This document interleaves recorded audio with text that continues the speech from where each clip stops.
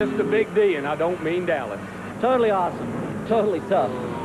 Bad mother. That's it. Super Bowl. Big and fun. Go fast. Keep both fingers crossed. Half crazy to go fast. Very exciting. Big time awesome. Terrifying. Intense. No words, just pressure.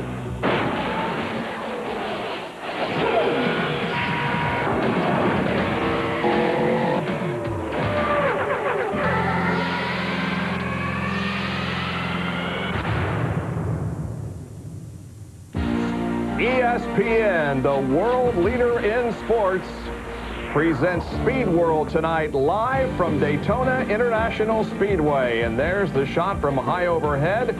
And in the next 90 minutes, we're going to recap today what happened here at the World Center of Racing, Busch Pole qualifying.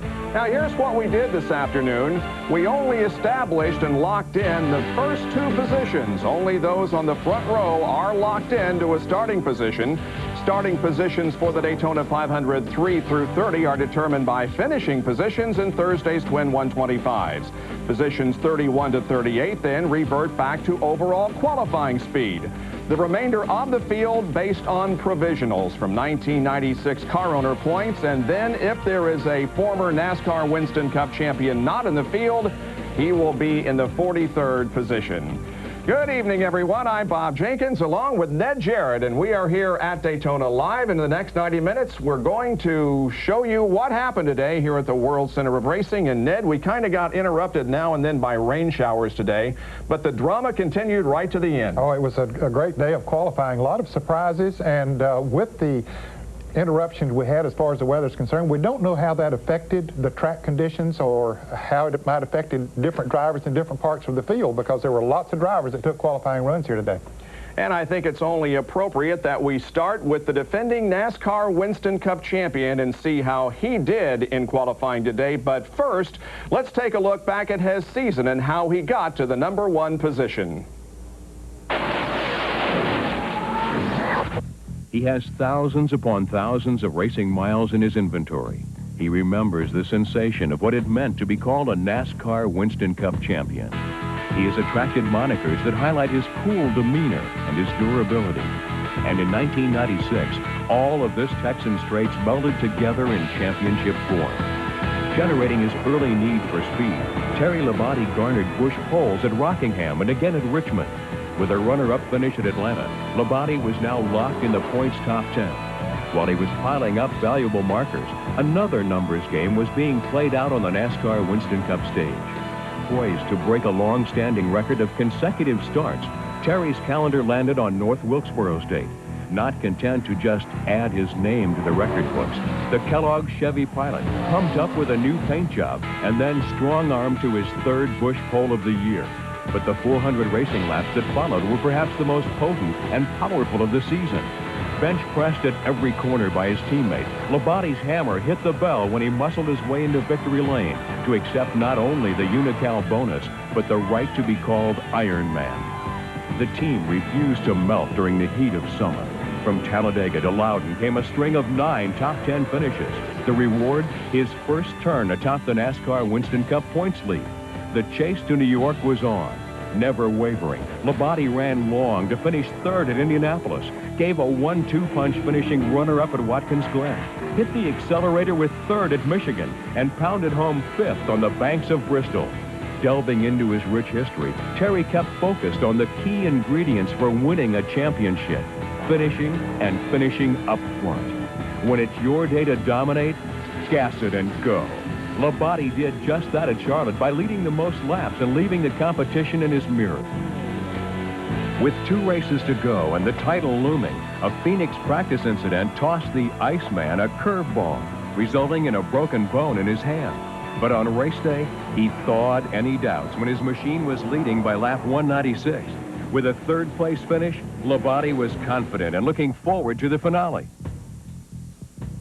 With the attention of the racing world affixed on Atlanta, the challengers arrived with game plans and game faces. And as his younger sibling carved out a perfect ending to his season, Terry Labonte turned left for the final time, finished 5th, and basked in the triumph of a NASCAR Winston Cup championship with those most important to him. Well, Terry was the 6th driver to go onto the racetrack today for his qualification attempt, and Ned, he made no bones about it, and none of the Hendrick crew did. He wasn't quite up to the speed that he wanted to run. No, in the practice runs here on Friday and Saturday morning, Bob, he was not as good as he certainly would like to have been. I think he feels he has a good race car for the race, but qualifying speed, he was going to be a little disappointed. I think most every driver that did not qualify up front admits that they're setting the car up and they're hoping to do much better during the qualifying races and the Daytona 500 a week from Sunday, and that was certainly the case with Terry Labonte. We don't want to count him out, although his qualifying position doesn't mean anything. His lap 1 was 48.427 seconds, 185.847 miles an hour. Well, I remember a year ago he had an awfully good car in the Daytona 500 and had something get in the carburetor, or anyway, something slowed him down and killed his chances of winning the race. So, and I expect he'll be tough again next Sunday. Everything pretty much intact as far as the team is concerned this year. They have the same people back to guide Terry to hopefully their 2nd NASCAR Winston Cup championship. Checkered flag comes out, and Terry Labonte was the 6th qualifier this afternoon, and his 2nd lap was faster than the 1st, as almost all of them were, 48.153 at 186.904, and that was the 24th fastest of the afternoon. So that means he's going to start about 12th in one of the twin 125s. Yeah, so he'll hope to move up in the 125-mile qualifying race, but I believe where he qualified, Bob, should he have trouble in the 125-mile qualifying race, I believe that his speed still would get him in. Of course, being the champion, he has no problem. He'll be in the Daytona 500. That's right. All right, well, Terry Labonte is the first driver that we highlight in tonight's show. We're going to take a break here and be back with more. We might tell you that Benny Parsons, yeah, he's at a party tonight, but he's also at a party with drivers. We'll be right back for that.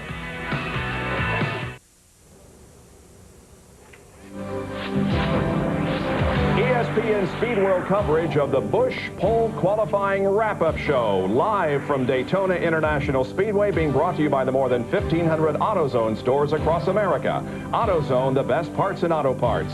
By Daytona USA, the ultimate motorsports attraction. And by Texaco Haviland Formula 3 Motor Oil, add more life to your car. Take it to the star.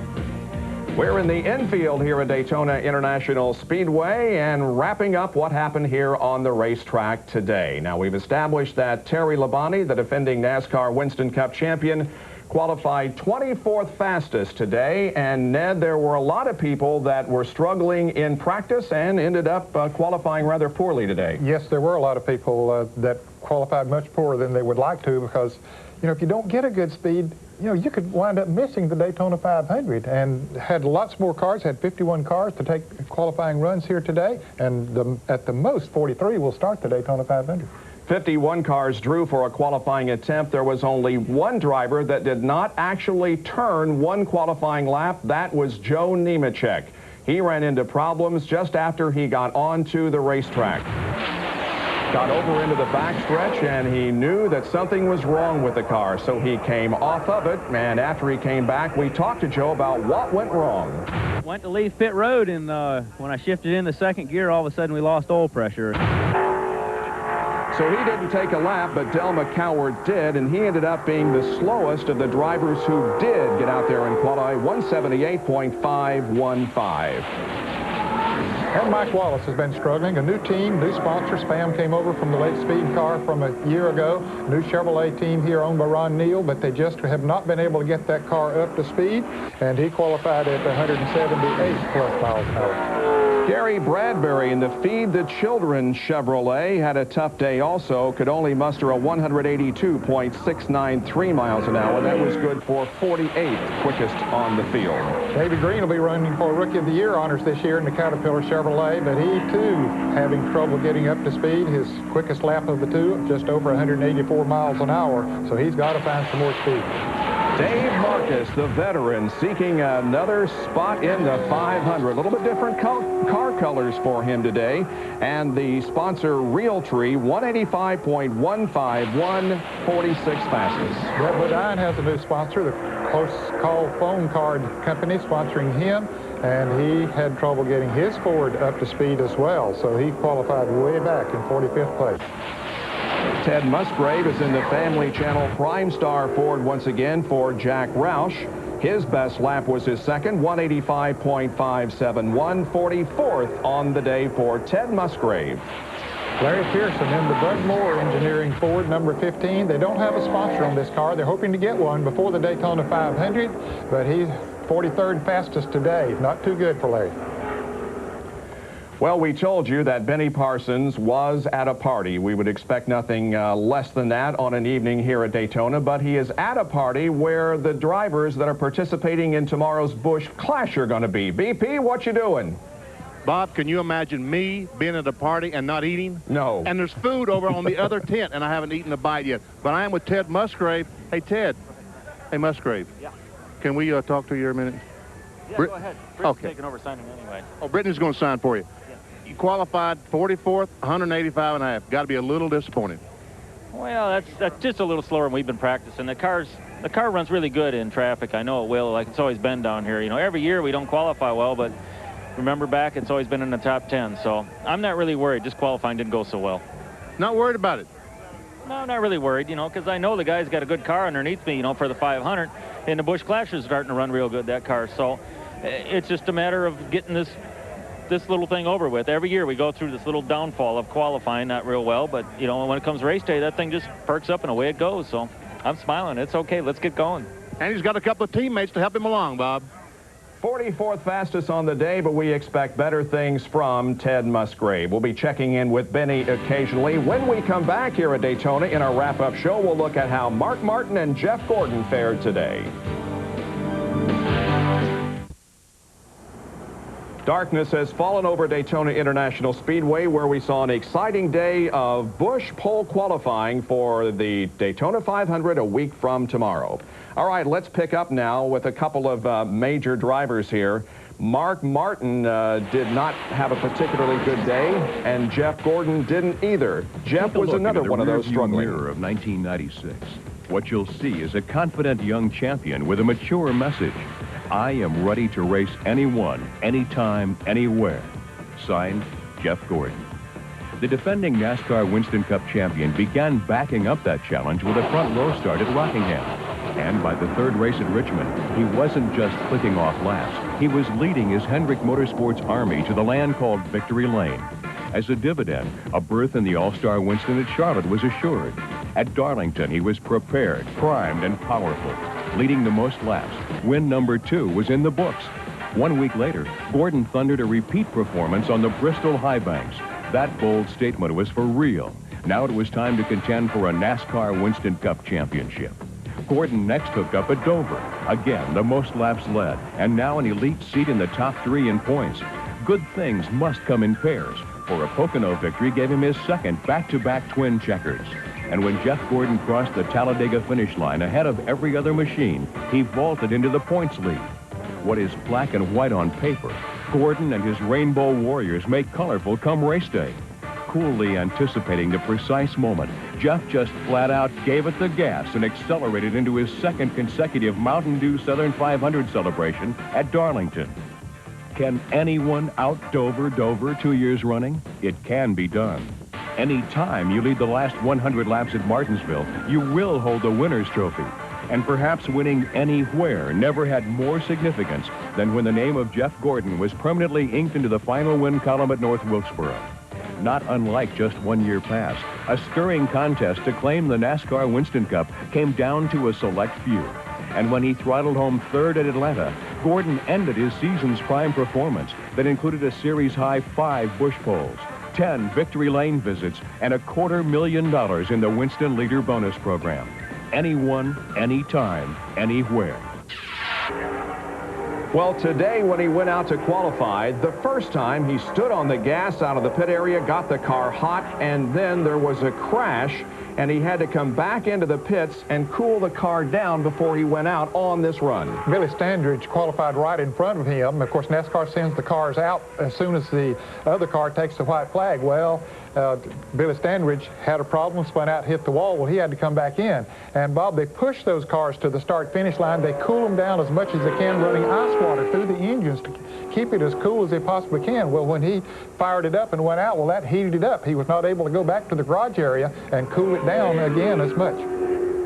Jeff Gordon about to complete lap number 1 of his qualifying run, and he had not been as fast as he would like to have been in practice. Ray Evernham did not have a particularly pleased look on his face after that first lap, which turned out to be a 48.288, 186.382 mile-an-hour lap. They were hoping to get in the 47-second bracket.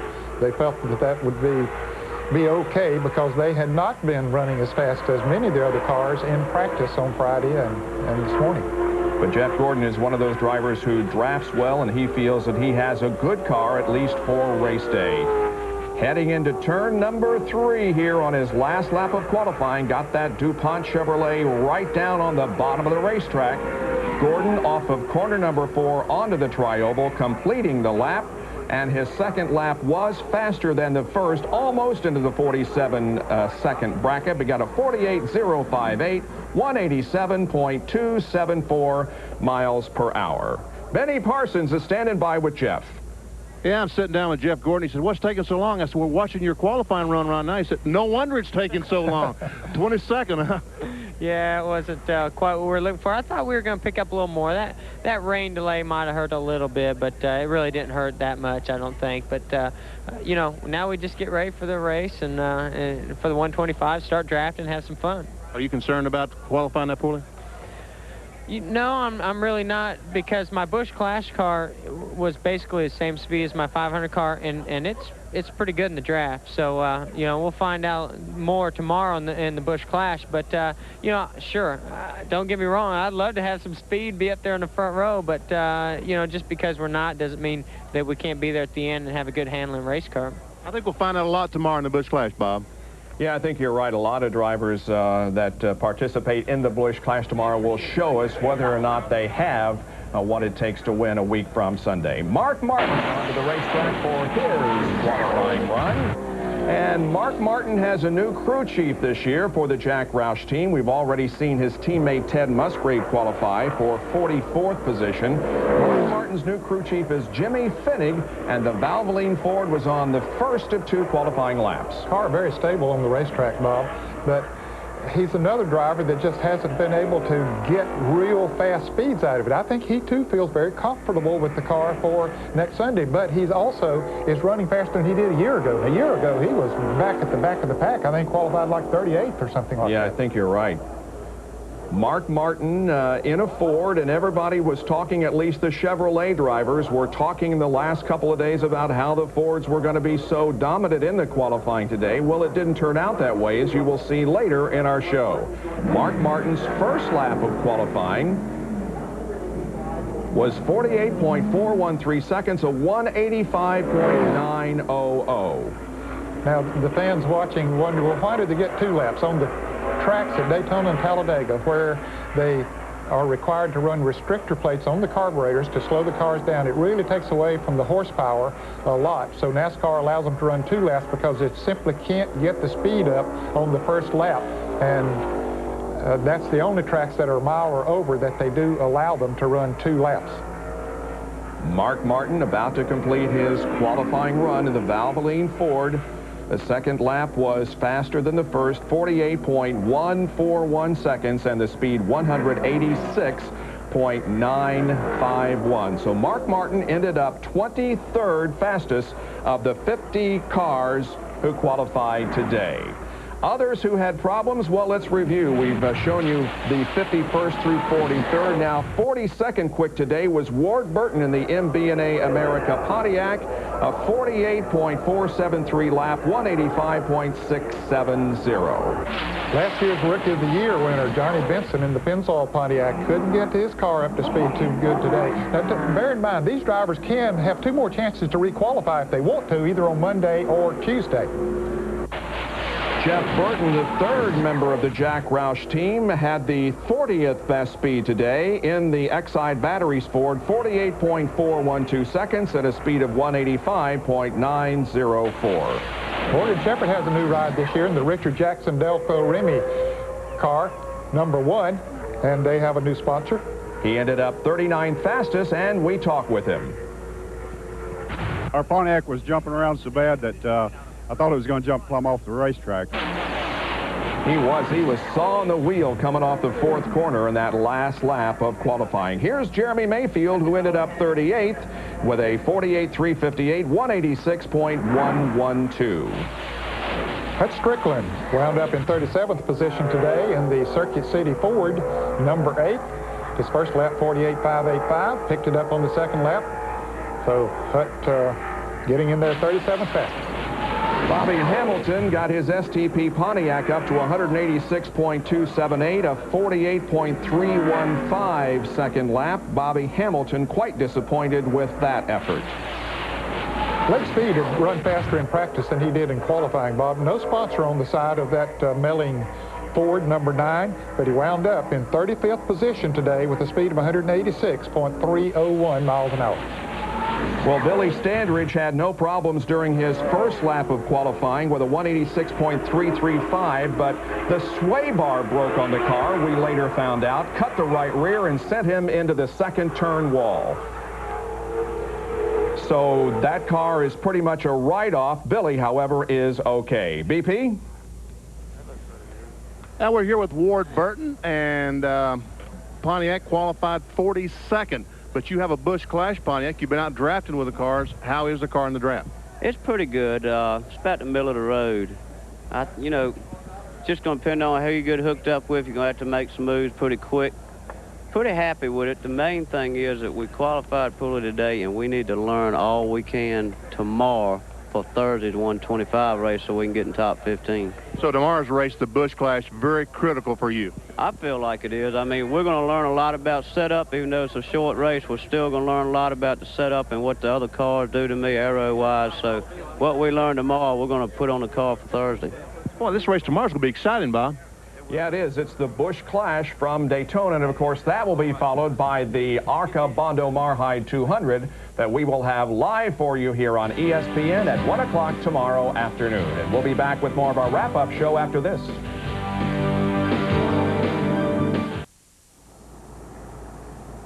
The Budweiser blimp, Bud 1 airship, has been high over the Daytona International Speedway all day long, and it's still up there providing some outstanding overhead shots from about 1,000 feet above the Speedway.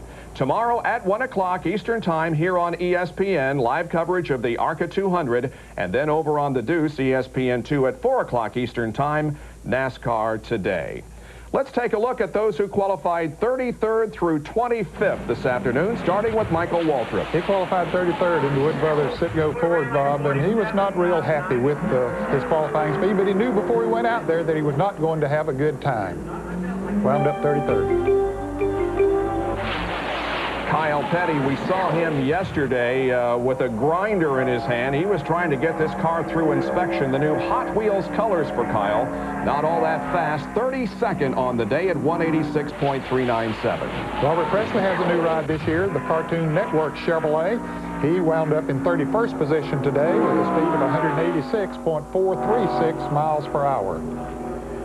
Brand new team in NASCAR Winston Cup competition of Chad Little in the John Deere Pontiac. He has a lap at 48.259 seconds, 186.494, 30th fastest on the day. We talked with him. It was okay. I mean, we thought that we could run faster, and I guess that's why we're here, is we think we can always run faster. Tim Schrader in the Andy Petrie Skoal Bandit Chevrolet wound up in 29th position today. He had hoped to get in the 47-second bracket, Bob, but he just simply couldn't get that Chevrolet quite that fast today. He's a former 3-time pole winner here at Daytona. A real disappointment when it comes to restrictor plate races. This guy usually qualifies very fast, but it wasn't to be today for Sterling Martin in the Kodak film Chevy 186.594. Go back and take the car apart, and we got something somewhere. I know the car run, and it's the worst we ever qualified here, so we'll get it going. We'll be good in the race.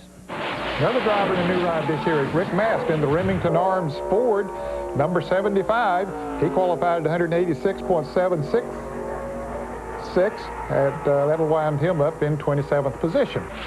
Ricky Craven comes over to join the Rick Hendrick team. He's in the Budweiser Chevy that Ken Schrader has been driving the last few years. Ended up 26th fast on the day at 186.811. Bob, I think one of the surprises here, the car number 37 of Jeremy Mayfield out there. He had been awfully fast in practice, but didn't run quite as fast in qualifying. All right, Benny, looks like you got Ricky Craven there with you. I sure do, Bob. Ricky must be a lot of pressure on a young guy at the Anheuser-Busch party driving the Budweiser car. No, they just expect me to win tomorrow. That's all. But we expect it also. You know, it's pretty exciting to be in the position I'm in, representing Budweiser, and I've gotten to do a lot of enjoyable things. And the car is not running quite as fast as we'd hoped, but my teammates are right there along with me, and all three of us are in the same race on Thursday, so we'll see what teamwork does. Yeah, so they told you they're going to hook up with you and help you out? No, but I still want to see. Yeah, you're going to try, you can check them out and see if they will. Well, you know, seriously, we will if we can, but you know how it is. It's so difficult to predict what can happen, and if we were able to position ourselves to stay together for the entire 50 laps, I think we'd be in great shape, but stretching it, you know, especially drafting. And if there's 15 feet to squeeze a 16-foot car in, then you do it, you know. And but I'm looking forward to it. I'm looking forward to tomorrow. Busch Clash. Busch Clash tomorrow. I better go. These people won't get mad at me taking this guy away from signing all his autographs, Bob. Yeah, and no food yet, huh, Benny? Well, that's the way it goes. All right, we will be back with more from Daytona International Speedway, which is the home of the ultimate motorsports attraction, Daytona, USA. Stay with us. We'll be right back.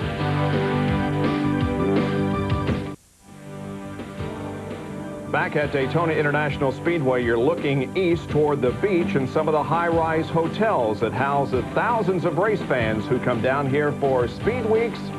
In this case, Speed Weeks 97. Now, we have reviewed just about everybody, except we did miss one driver, and he was really worth noting. Yes, Phil Barkdahl had a great run today, wound up in 25th position. I think that was a big surprise to a lot of people, Bob, but I think he has the speed. If he has problems in a 125-mile race, that'll get him in the Daytona 500 because he qualified almost 187 miles an hour. It's great to see Phil because he doesn't try to qualify for very many races. He does come here to Daytona every year, and it's good to see him qualifying as well as he has. Well, let's pick up now with 21st fastest qualifier today. That was the Tide Ford, driven by Ricky Rudd, who went out 14th on the day, ended up being 21st fast at 187.301.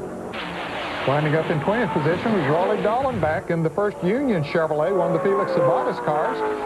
He qualified at 187.3 miles an hour. Bobby Labonte has switched to Pontiac this year for the Joe Gibbs team. The Interstate Batteries Pontiac, 19th quickest on the day, 48.035, 187.363. Ken Wallace had a good qualifying run in the Square D Ford, number 81. He qualified at 187.453 miles an hour, and he had these words to say after his run. Well, you know, I was at the motorhome watching Benny and all them guys up there, and it started out 48.25 was going to be a decent lap. I got worried, so, I mean, you know, Gil did a good job. We got some Gargantua shocks on her, had her pretty loose. Here's a new team in the series, Derry Cope, car number 36, and this is the Skittles Pontiac. He ended up 17th quick on the day with a 187.469. And former Daytona 500 winner Bill Elliott in the McDonald's Ford wound up in 16th position. Maybe a little disappointed, but let's get his thoughts on the matter. Well, no better we run, I don't think it's a secret. Maybe it's what you should be doing. Bill Elliott, 16th fastest on the day in the McDonald's Ford, 187.516. When we come back, we'll show you those who qualified 15th through 11th here on Busch Pole Day at Daytona.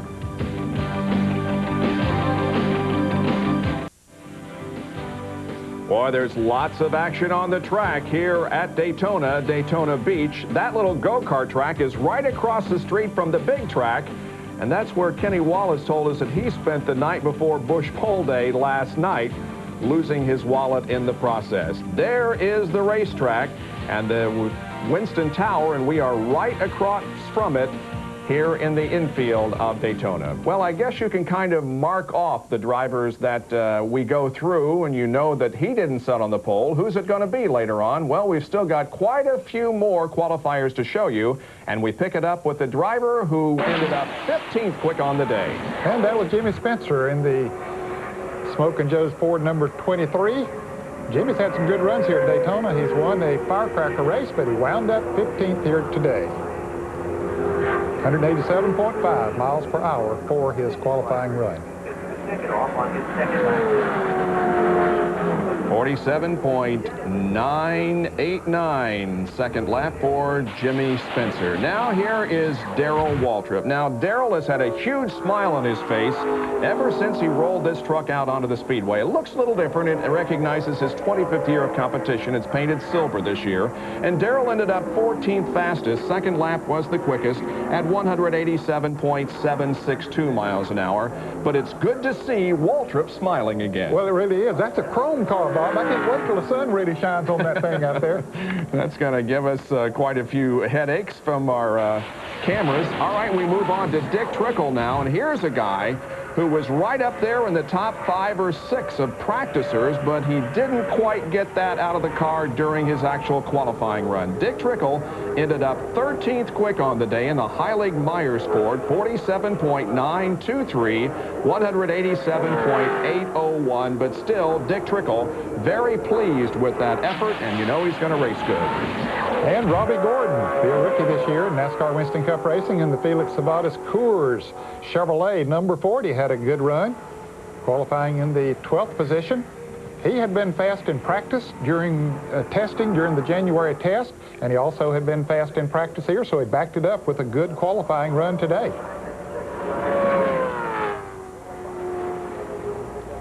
One of the drivers going for Rookie of the Year honors in NASCAR Winston Cup this year, Jeff Bodine. Here's another guy who has a new crew chief. Pat Trison is the new crew chief on this car. Plus, he has hired Lee Morse, formerly from Ford, to be a consultant on this team. And it appears as if things are working for him, because Jeff had the 11th fastest lap today at 188.048 miles an hour. Benny Parsons standing by with a guy who clocked in 19th, Bobby Labonte. Yeah, Bobby Labonte last year wins the final race of the 1996 season in Atlanta Motor Speedway, and he switches to Pontiac. What's up with that? Well, he made the decision way before that. But after Atlanta, it was like, man, no, the Pontiac's a great race car, and we feel like it's going to benefit the Joe Gibbs racing team. You know, the Interstate Battery Pontiac today, we qualified, you know, better than we did last year with it, with a Chevrolet. So we're looking for good things. We just, you know, still got to take it one step at a time. And we feel like the Pontiac's a great race car, and we're going to hopefully make it good for our race team, like I said. You've been drafted in the Busch Clash. You're in the Busch Clash tomorrow, so you've drafted in the Pontiac. Do you have a drafting package? It's okay. I mean, it's still not. It's not as the 500 car, of course, is a little bit better race car than the Busch Clash car, because we wanted to save it for that for sure. But it's not bad. We just, you know, everybody's going to be really close with it, or everybody's going to be tight bunched up field. So, you know, who knows? It's just going to be whoever gets in the right place at the right time to make a difference, I think. Well, Bobby Labonte, 19th in a Pontiac. Derek Cope, 17th. So 2 Pontiacs nose to tail on the qualifying race on Thursday. Hey, I noticed all those guys signing autographs, BP. How come you're not? Don't they want your autograph? Well, as a matter of fact, they do, Bob, but I tell them I'm busy trying to help Jenkins out. Oh, I see. Okay. We have reached the top 10, and we'll be back to review who is in the top 10 when we come back to Daytona International Speedway and our wrap-up of Busch Pole qualifying.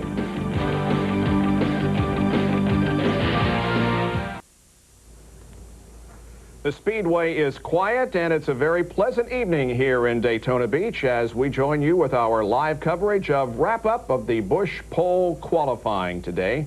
We have several drivers signing autographs over in a tent where Benny Parsons is stationed. Those are the drivers that will be taking part in the Busch Clash tomorrow afternoon. I'm Bob Jenkins along with Ned Jarrett. And if you're doing the checkoff, you will find that we've got still quite a few big-name drivers to show you. We are 10 away from showing you who won the pole for the Daytona 500. And it was an exciting afternoon of qualifying here, Bob. There's no doubt about that. Let's reiterate, however, that only the top 2 positions, the front row for the Daytona 500, is locked in. The other starting positions will be determined by how they finish in the twin 125s coming up this Thursday. Well, let's review who wound up 10th and see what he did last year. Dale Earnhardt.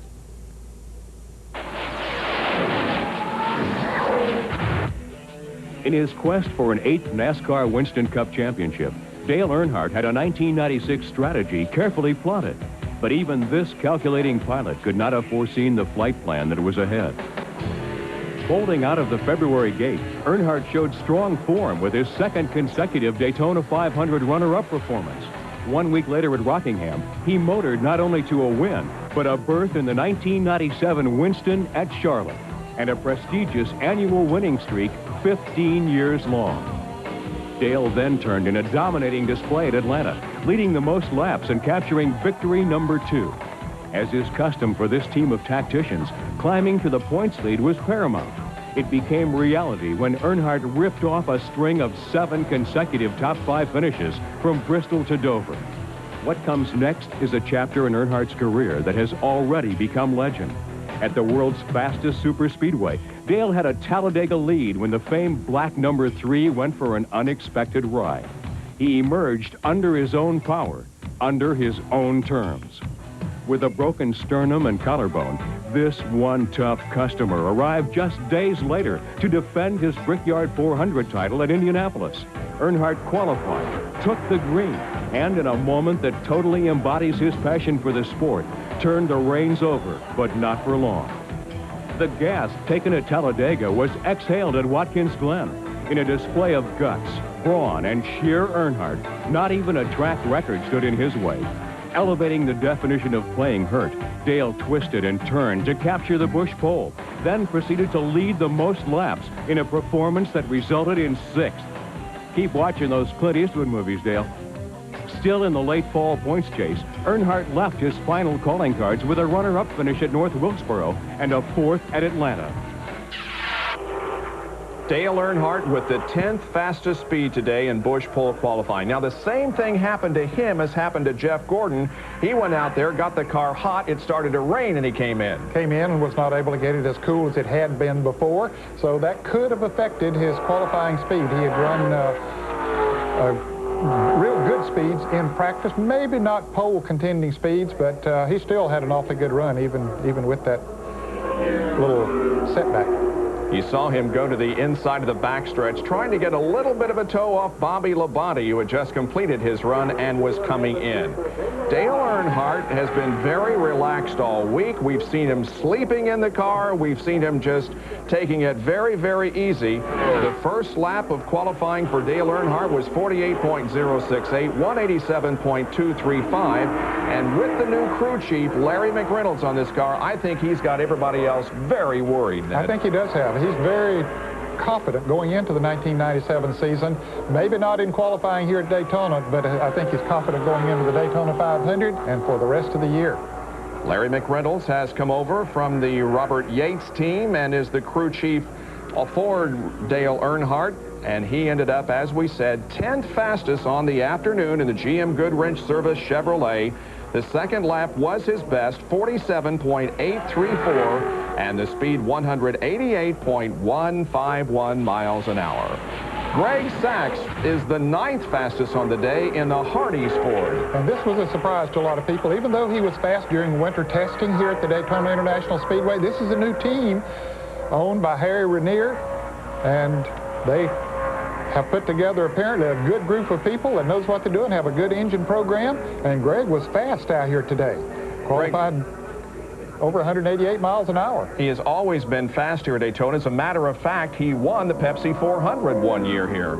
He did, driving a car that was engineered by Gary Nelson, who is now the vice president of competition, or he has the holds a high office in NASCAR. And he's also the guy that's overseeing very carefully the inspections that are going on here with these cars. First lap for Greg Sachs, 47.999 seconds, 187.504. This is the car that during the late session last year, people were saying that Tony Stewart was going to be the driver of this car. That didn't work out. Greg Sachs is behind the wheel, and apparently for all year, although this Hardy sponsorship apparently is just for this race. That's what I understand, and maybe it could stick for longer, or maybe somebody else will come along, but they seem to have certainly the makings of a great team here. So Greg Sachs ends up 9th fastest on the day. Second lap, 47.801, 188.281. Good run for Greg Sachs. Benny, oh, you got Dale Earnhardt's autograph. Congratulations. Hey, how about that? I got Earnhardt's autograph on my mic flag. This will never see Bristol, Connecticut. No, don't sign my shirt, Earnhardt. Hey, you're an awful good spirit for a guy that qualified 10th. Hey, 10th. That ain't bad. Well, it ain't bad, as a matter of fact. When you got 50 cars, it's not bad. You gonna be okay? How's the Busch Clash car? Man, you're too fast tonight. Slow down. You're talking about qualifying, now you're talking about Busch Clash. Well, okay, how was... You're at the Busch Clash Bash. Yeah, we are at the Busch Clash Bash, and you're having a good time. So how's the Busch Clash car we're going to see tomorrow? Well, it's black, and it's got a number 3 on it. And it's fast. And it's, well, I hope it's fast. I don't know, Benny. Everything seems to be pretty equal as far as the draft goes, and everybody racing back and forth. So I think it's going to be a real close race. I don't think it's going to see that crap from coming from the back stuff. You know, I think it's going to be more competitive and more of that you can't get to the front kind of stuff. So are you going to try to win that first segment? Are you going to stay? I'm starting 9th. If I can move up and go to the front pretty good, I'm going to the front. But if it won't go there, I just have to wait to the second half and try to do something else. I know Gordon, he's already made a comment that he's starting in a good position to finish the first half. So he's starting last, right? Yeah, he's starting 14th. So. All right, Dale Earnhardt, qualified 10th says not bad. And wait a minute. You staying here all night? No, I'm leaving him. Oh, well, go ahead, Benny. Okay, see y'all. Hey, don't leave us. We need some more interviews from over there. Benny's going to stay around as Dale Earnhardt continues to sign some autographs at the Busch Party. We're here in the infield at Daytona. We'll have more right after this.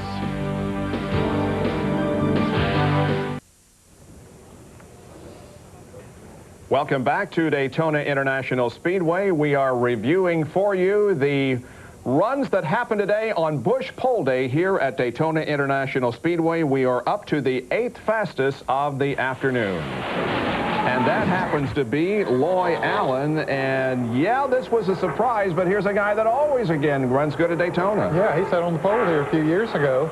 Mark Smith, who builds the engines for this Ford, really has his act together as far as the restrictor plate engines are concerned. Loy Allen does a great job of driving the car.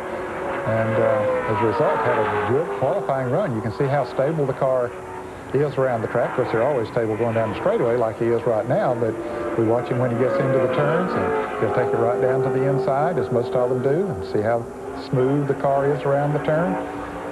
Can't do much moving with that steering wheel. If you do, you're going to scrub off speed. Peter Suspenzo is the crew chief on this car, and the sponsor is Child Support Recovery International. First lap for Loy Allen was a good one, but he picked it even more up on lap number 2. 47.752, 188.474 miles an hour. Well, as you continue to check off the drivers that we have reviewed so far, you'll find out that we still got a lot of big-name drivers to go. And the guy that qualified 7th came back last year for a great year. Let's look at his review.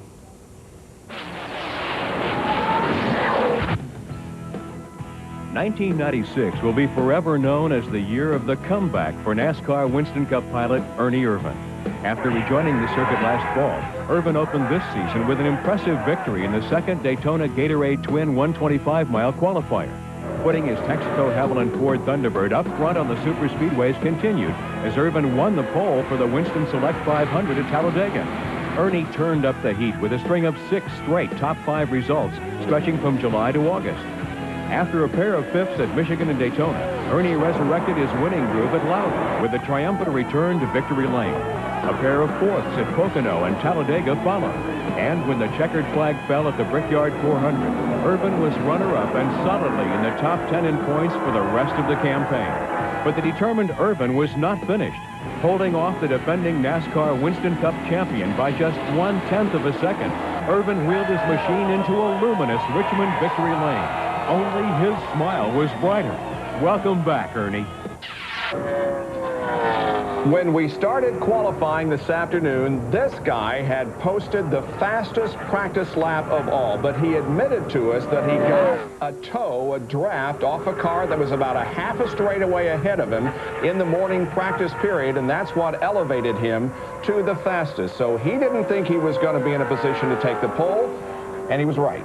He was right. He knew he had a fast race car, but he didn't think that it was going to be fast enough to win the pole. He was the very first car to go out here this afternoon in qualifying, and you can see how he keeps his Texaco Haviland Ford right down on the inside. That car set on the pole, or a Robert Yates car set on the pole here in '95 with Dale Jarrett at the wheel, and Ernie was on the outside pole a year ago when Dale Earnhardt won the pole for the Daytona 500. There you see Robert and Doug Yates. Doug is younger as they look at the time that their drivers turned in on the first lap.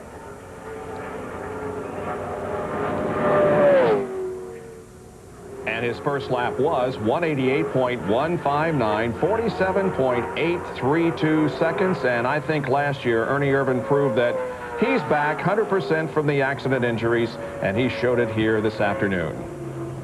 Well, he's done a lot of great things since he came back, winning those 2 races we just saw, and winning the pole at Talladega, and finishing the top 10 in the points. That's quite an accomplishment after what he went through. Off of corner number 4 onto the tri-oval, and Ernie Irvin checked in with the 7th fastest speed of the day. Second lap was a 47.663 and a speed of 188.826 miles an hour. And Benny Parsons has found him. Ernie, 7th. What do you think? Could have been better, but, you know, I'm really happy with it. You know, hopefully we basically got our butt kicked, and we're going to go to work. You did? Yeah. So you're going to go to work? Yeah, we're going to make sure that we don't get our butt kicked as much. How about the Busch Clash for tomorrow? Is the car okay?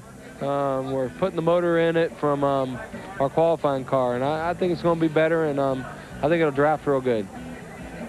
Ernie Irvin qualified 7th. And do what? And where's the end of this line? Oh, there's the end of the line, Ernie. Right there. Won't be long, and these folks are going to be gone. This is the Busch Clash party. We might go get something to eat, right, Ernie? Oh, buffet. Hey, you ought to get something to eat, huh? We'll do that, Bob. Okay, BP, over for a quick snack, and we'll call on you a little bit later. We have 6 more drivers to show you and how they fared here this afternoon, and we'll pick up with number 6 in just a moment. Tonight's aerial shots being provided by the Bud 1 airship, which reminds you that fresh beer tastes better. It's hovering about 1,000 feet over the Daytona International Speedway. It's a beautiful evening here in Daytona. Well, the inspection procedure this year has been very strict, very stringent. These crews have worked hard to get their cars through inspection. One thing they're looking at very closely, the rear springs, so the cars won't squat during qualifying. But the crew chiefs are trying to negate that. Here's a track fact. Track facts are brought to you by Quaker State for a clean running engine. Aside from raw horsepower, which is restricted here at Daytona by a plate beneath the carburetor which limits airflow, the primary determinant of lap times and thus overall speed is something we call ride height. Now, ride height is a combination of ground clearance and the measurement to the top of the car. Basically, it's very simple. If you lower the car to the ground, thus getting the roof out of the wind and the spoiler out of the wind, you'll go faster. Now, crews have determined that if you lower this rear spoiler from the wind by 1 inch, you will drop your lap times by 0.3 of a second, thus picking up a mile an hour and a half on the lap. Now, in years past, some teams have gotten sneaky. They've been able to hydraulically lower this rear deck lid during the run, thus lowering the spoiler. But not now. In 1997, NASCAR has pop riveted. They've actually bolted the rear spoiler here to the rear deck lid and to the rear panel, part of the quarter panel, so it cannot move at all during a qualifying run.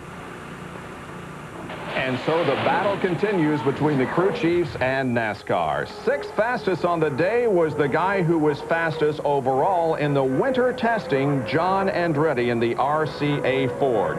And he was also fast during the practice yesterday and this morning. Cale Yarborough owns this car. Of course, Cale, former winner many times here at the Daytona International Speedway, and I'm sure that he gave John some pointers on how to get around this racetrack. However, this car was fast last year when Jeremy Mayfield was driving it, qualified in the top 15. John Andretti about to complete lap number 1 now. Notice as he goes into the turns and down the back straightaway how indeed the car doesn't squat like it used to last year with those soft springs. They've toughened them up this year, and the cars really are not doing as much squatting as they have in the past few years. And caused them to bounce around a little bit more in the turns, Bob, as a result of the stiffer springs they had to run on them to keep them from squatting. But last year and in past years, you could actually see the cars as they went down the straightaways, in particular, that the bodies of the car did go down with the soft springs. The pressure of the air would just push them down, get that spoiler out of there, and let them go faster. We did see that during ARCA qualifying the other day, and it definitely is not that way with the Winston Cup cars. A little bit of water coming out of Andretti's cars. It came off turn 4, indicating the car heated up to the maximum. They tape off the cars, of course, in the front end. John 6th quick on the day, 47.661 and a 188.834 miles an hour. Well, I'm really happy to see this. Bobby Hillin is 5th fastest on the day. Here's a guy who missed several races last year simply because he could not qualify fast enough. They've got some new people on board. Same sponsor of the car, Jasper Engines. It's a Jasper Engines Ford, and Bobby Hillin, 5th fastest this afternoon. Very impressive run. Bobby has had some good runs on the super speedways. Of course, he had a win at Talladega a number of years ago, and certainly knows how to drive these racetracks, and now they have a race car under him that lets him go fast. Federal Mogul, also a sponsor on his Ford. Terry Wooten has come over to be crew chief on this car, and he has this Ford really moving. Bobby Hillin, 5th fastest today. I would say probably the biggest surprise as far as I'm concerned during the entire qualifying day today. I would say so. However, he had been fast in practice on Friday and again this morning. He said it was really not that big a surprise, but I'm sure to the racing world and most people out there that didn't know about those qualifying runs, those practice runs, yeah, it was a big surprise to those. 188.072 was the speed on the first lap, and Bobby Hillin picked it up even more on lap number 2. And again, we might explain that everybody had a faster lap on lap 2, and the reason for that is because the restricted engines don't get up to full speed until that second lap. No, they don't really get their speed up until perhaps coming off of turn 4, coming around to get the white flag. Here is Bobby Hillin taking the checkered flag. His second lap was 47.591, and the speed 189.111. Bobby Hillin, 5th fastest on Busch Pole Day at Daytona. Well, Benny, it appears, has indeed moved over to the food line. Not a big surprise. I just hope that he saves a little bit for me after the show is over. We'll be back with Benny and the top 4 in just a moment.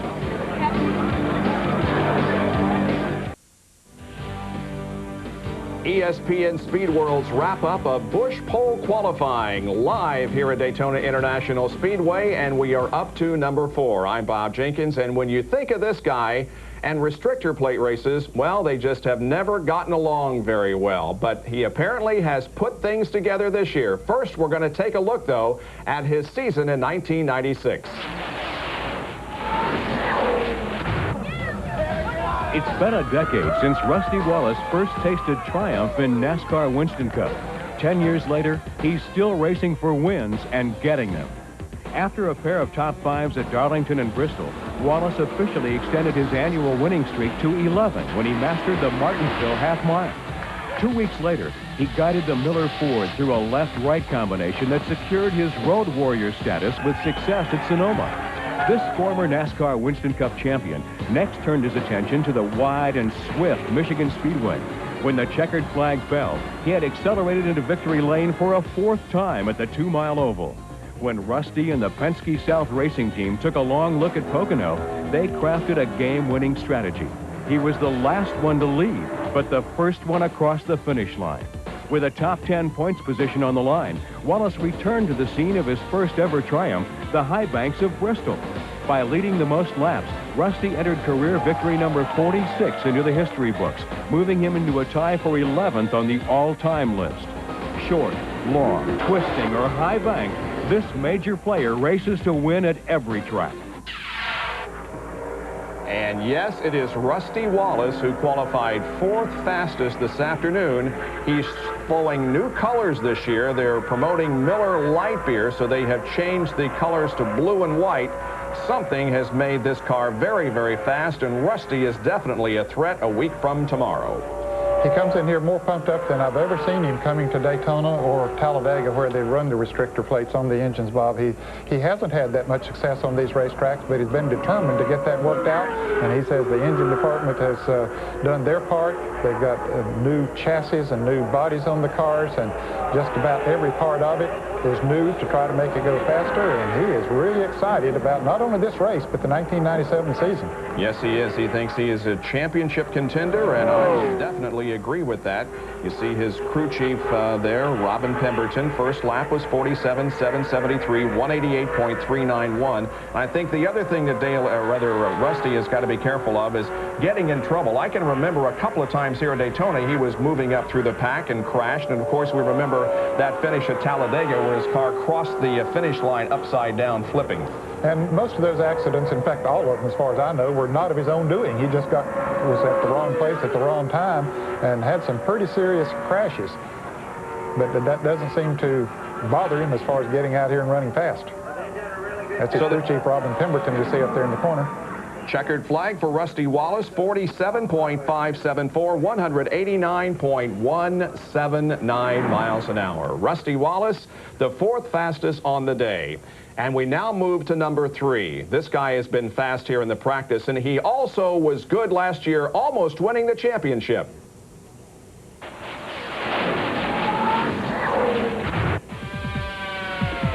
Take a masterful owner and engine craftsman, the savviest of strategists, a talented team leader. Then complement the trio with a man born with racing in his genes. When mixed, this gifted combination collaborated for a compelling story. Dale Jarrett and his Ford Quality Care Thunderbird delivered the first wake-up call of the 1996 NASCAR Winston Cup season with a trip to victory lane in the Busch Clash at Daytona. And in a stunning start for the pursuit of points, the sequel of the Dale and Dale Show was Deja Vu all over again, as only the 6th man with multiple Daytona 500 trophies on his shelf, the chase for the Winston Select Million was on. Back-to-back runner-up outcomes at Rockingham and Richmond kept Jarrett atop the points lead. Next on the horizon, the Winston Select 500 at Talladega. By finishing 2nd, Jarrett narrowly missed climbing the next rung on the $1 million ladder. But by the last of May, he took a giant leap. In the season's longest race, Jarrett blasted through the 600-mile barrier with a commanding win in the Coca-Cola 600 at Charlotte. He was now 2/3 on his way to not only a shot at $1 million, but a possible NASCAR Winston Cup championship. Runner-up finishes at Loudon and again at Talladega buoyed this team for the Brickyard run at Indy. In a memorable contest with his teammate, Dale Jarrett seized the opportunity to add his name to another very hallowed piece of racing real estate. Just 2 weeks later, Jarrett claimed victory number 4 at the site of his first NASCAR Winston Cup triumph, Michigan. When the entire motorsports world turned their attention to the Mountain Dew Southern 500 at Darlington, they found the Ford Quality Care machine on the pole. But in a twist of racing fate, the combination to the bank vault will remain a secret for yet another year. But Jarrett joins an exclusive group by claiming a $100,000 bonus for winning 2 of the Winston Select Million events. Running 2nd when the final checker fell at Atlanta, Jarrett concluded an exceptional season, and he's ready to write the next chapter. Dale ended up 89 points short of a NASCAR Winston Cup championship in 1996. Here is a contender for the title again in 1997. Once again, here's a guy that's been fast in the practice, and Dale Jarrett ended up being 3rd fastest here this afternoon in qualifying. Of course, he has the Robert Yates engines. as does Ernie Irvin in the Ford Credit Quality Care number 88. A little bit of different color on the car this year. The colors aren't that different, Bob, but they do have the Ford Credit on the side of the car as opposed to red carpet lease they had last year on this car. Is Dale pretty confident about his season? Oh, I think so, yeah. You know, they did earn more points in the last half of the season in 1996 than any other team. That's Todd Perry, his crew chief there, looking on. And so they came into 1997, yes, with high hopes and expectations. You know, they're weighing the drivers this year with the cars, and so as to eliminate any unfair advantage that a light driver might be. Dale's a pretty big guy, and I would imagine they didn't have to add any weight to his car, did they? No, he weighs over 200 pounds, and if you weigh 200 pounds or more, you don't have to add any weight. Now, some of the guys who, like Jeff Gordon, Mark Martin, some of those guys down around 150 pounds, they had to add as much as 50 pounds to their cars to bring it up to the 200, which is sort of the standard barrier that NASCAR chose. Well, as crew chief Todd Parrott looked on, he saw his driver Dale Jarrett bring the Quality Care Ford Credit Ford out of corner number 4 and complete the qualifying run with a second lap of 47.547 and a speed of 189.286. Jarrett has won the Daytona 500 from the 3rd position, and he may start from that position a week from tomorrow. We're up to the final 2. Have you figured out who it is yet? Well, we'll be right back to reveal it for you, and we're also later in the show going to talk live with the pole sitter.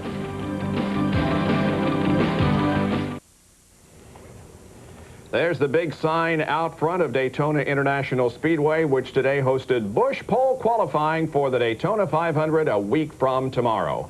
Well, have you figured it out yet? We've showed you where everybody qualified. We're up to 2 drivers, and these 2 drivers that will start on the front row a week from tomorrow were not regulars on the 1996 Winston Cup Series. The driver finishing in 2nd position in terms of speed today was Steve Grissom, and he has switched rides for 97. He didn't run the last part of the season in 96, but he's over to the Larry Hedrick team, the Kodiak Chevy, and Grissom turned in an outstanding performance. Oh, he did. Charlie Press was the crew chief on this car. Mike Hill moved over as team manager, so they have a good, solid operation there now, and apparently they got their restrictor plate engine program even better. It was good last year, but apparently they have it even better this year. And Steve Grissom, as you said, set out most of 1996 because of a contractual situation with another team, the Gary Bechtel team, and so he had to watch from the sidelines, but boy, he didn't lose anything. Well, it's good to see this young man from Alabama who has come back with a vengeance here this year. We hope he has a great year. That first lap of qualifying was a good one, and he'll pick it up even more on lap 2. It was 47.657, a 188.849. First lap for Steve Grissom. Steve won the Gorgals 300. It was good as 300 last year here at the Daytona International Speedway. So certainly knows his way around this racetrack, but he also has a good race car. Very lockable young man. I look for big things out of him this year. I think he'll have a good year. He is locked in to starting the race on the outside of the front row, second lap, 47.539, 189.318. So let's see, it's not Jarrett, it's not Wallace, it's not Gordon, it's not Earnhardt. So who in the world is on the pole for the Daytona 500 a week from Sunday? Well, it's this guy. Mike Skinner did it. The second Richard Childress car, he has put it on the pole, and this was unbelievable. Great run in the Lowe's Home Improvement Chevrolet. And a rookie sitting on the pole here for the Daytona 500. He'd been fast in practice and had perhaps turned a lot of eyes, although when you consider it's a Richard Childress car, I mean, that lets you know that it's going to be fast. And then when you look at a couple of races that he ran last year, he qualified very well, ran very well in Winston Cup racing. Of course, was the champion of the NASCAR Craftsman Truck Series in its first year in 1995. This guy is no slouch. He can drive a race car, and he proved it today. You can see his line from the blimp that was with us this afternoon. Had a good line right down on the bottom of the racetrack.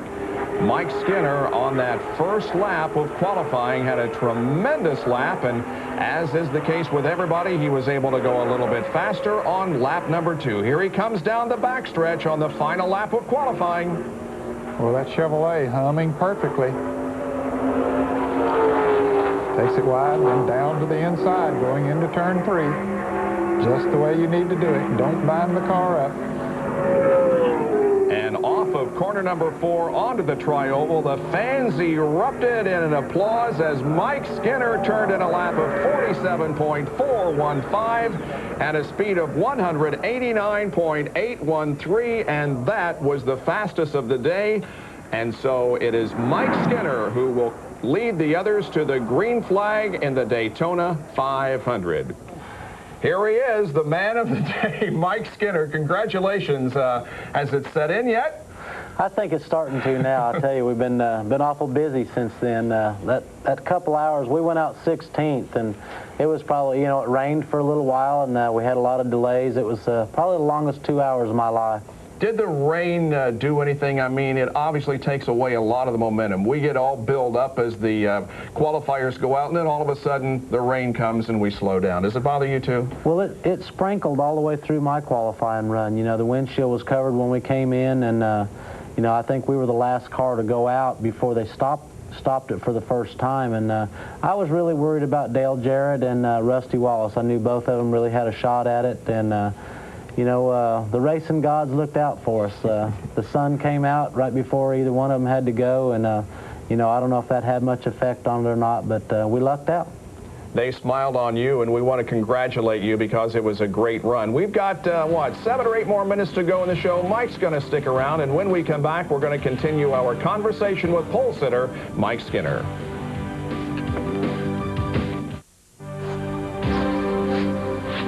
ESPN Speed World coverage of the Busch Pole Qualifying Wrap-Up Show, live from Daytona International Speedway on this Saturday evening, being brought to you by Monroe Sensatrack Shocks and Struts, making the road a safer place, and by Quaker State Motor Oil for a clean running engine.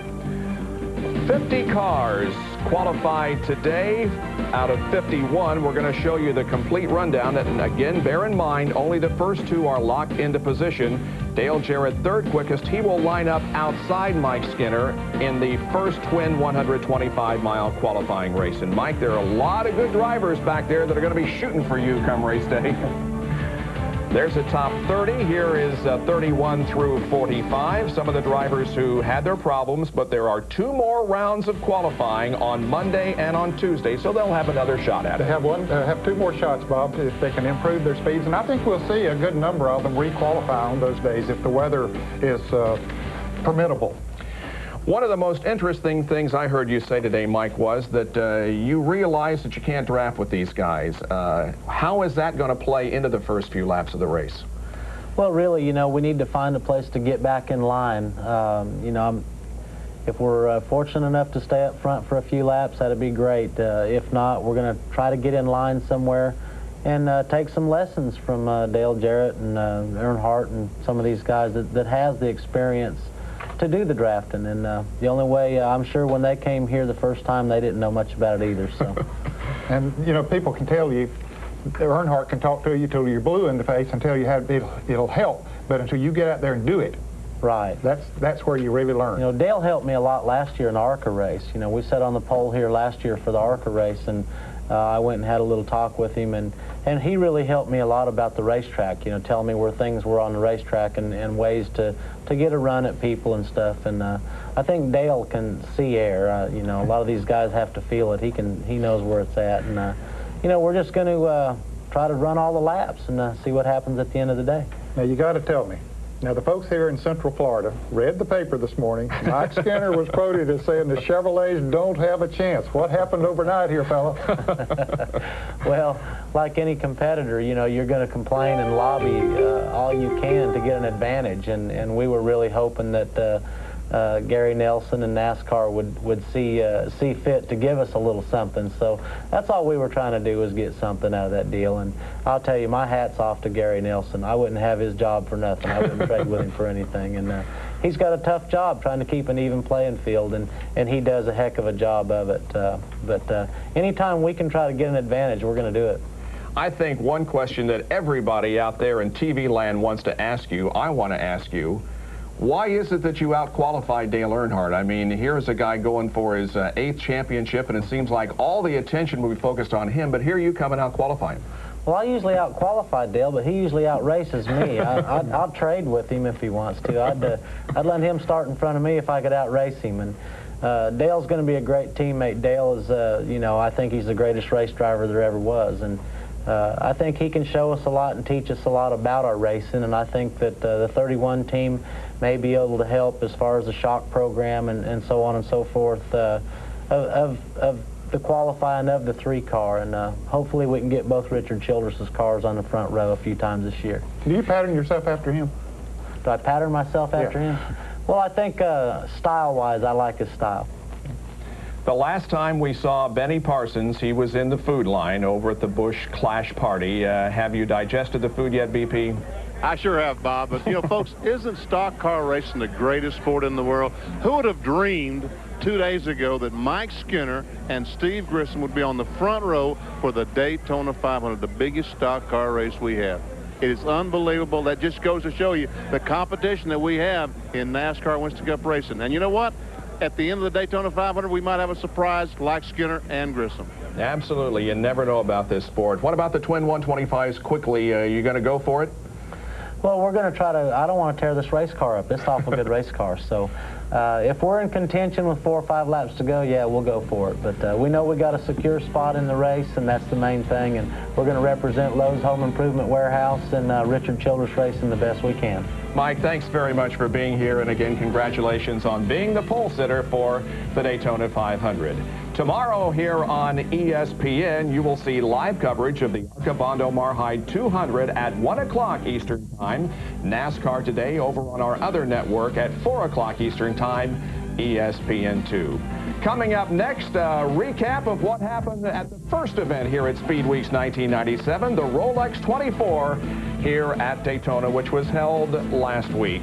Congratulations once again to Mike Skinner. This has been a presentation of ESPN, the worldwide leader in sports.